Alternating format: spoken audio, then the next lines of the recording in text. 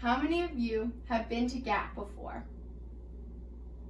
Of course you have. Gap is a huge company. Did you know that Gap has over 3,300 stores, which span over 90 countries? Gap is one of the biggest corporations in the world, but it hasn't always been like that. It was once a small store that used Record's popularity to sell jeans. Over the years, it has grown into a successful company with many different layers.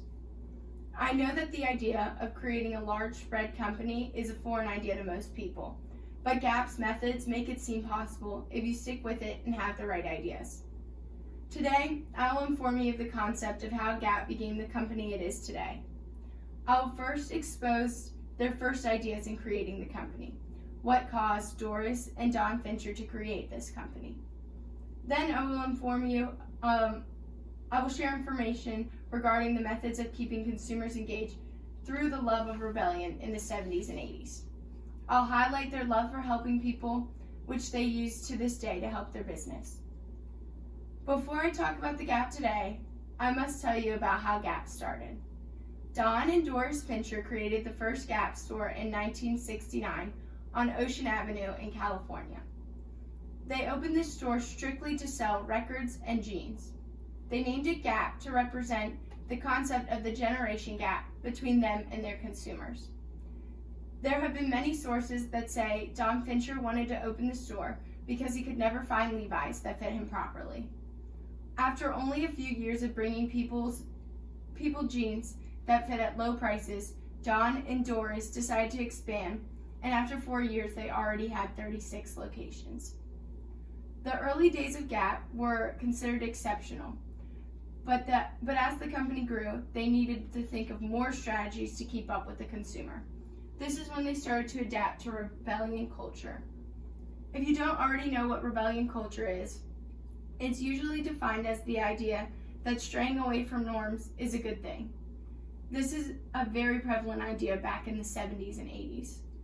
In 1983, Mr. Fisher brought in Miller Dexter to help him better understand the young consumer and what they liked. With the help of Dexter, the Gap started to adapt and bring clothes like t-shirts and khakis.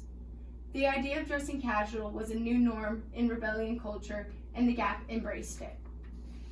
The vision was casual, cool clothes at really good prices, Mr. Dexter said. I thought that there should be a point of focus. Casual, great colors, good prices.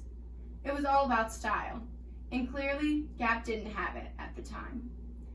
The stores totally redesigned, and this became Gap's new normal.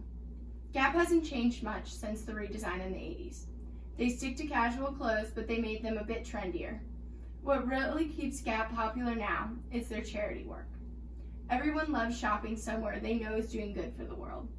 As much as Gap owners love helping others, it's also a business strategy they use. In 2018, Gap Inc. and employees contributed $15.6 million in employee-driven community investments. This represents the combined value of volunteer hours, employee financial contributions, and company matching dollars, said Gap Inc. Gap volunteers with large-scale organizations like World Wildlife Organization and Giving Global. Doris Fincher says, I've been volunteering since I was 12.